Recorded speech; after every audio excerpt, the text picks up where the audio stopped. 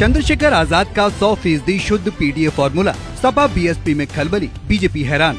UP 2027 का महासंग्राम, चंद्रशेखर आजाद ने खोले पत्ते, विरोधियों के उड़े होश।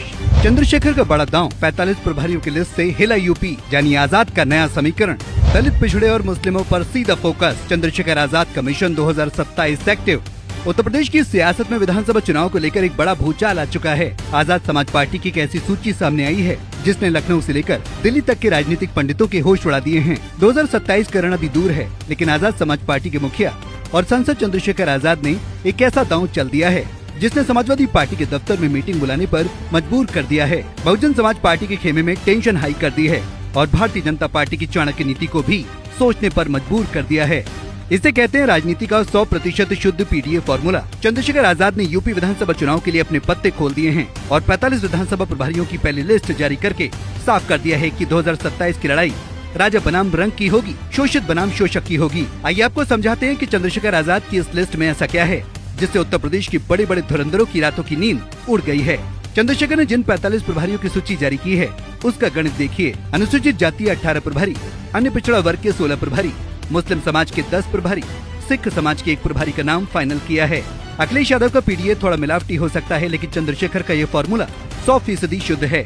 इसमें कोई घालमेल नहीं है, कोई संशय नहीं है। चंद्रशेखर आजाद ने सीधे सीधे उस 85% आबादी पर दांव लगा दिया है जो यूपी की सत्ता की चाबी तय करती है।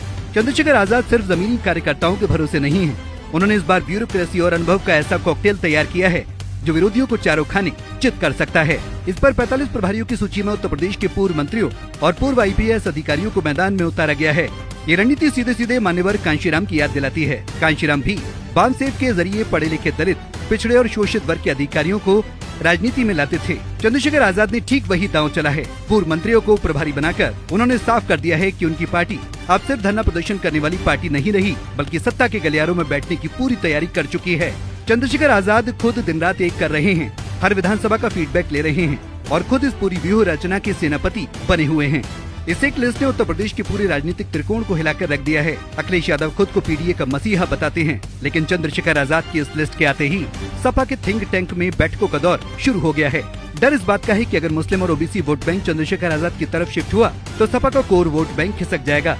मायावती की बीएसपी सबसे ज्यादा परेशान है। अभी कुछ दिन पहले ही बीएसपी ने भी अपने प्रभारियों की सूची जारी की थी, लेकिन जैसे ही चंद्रशेखर आजाद ने अपने 18 दलित प्रभारियों को उतारा, बीएसपी का पारंपरिक वोट डोलने लगा है।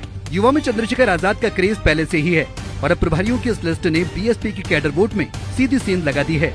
भारतीय जनता पार्टी भी परेशान और हैरान है। बीजेपी जो गैर जाटव दलित और गैर यादव ओबीसी के दम पर उत्तर प्रदेश में राज कर रही है,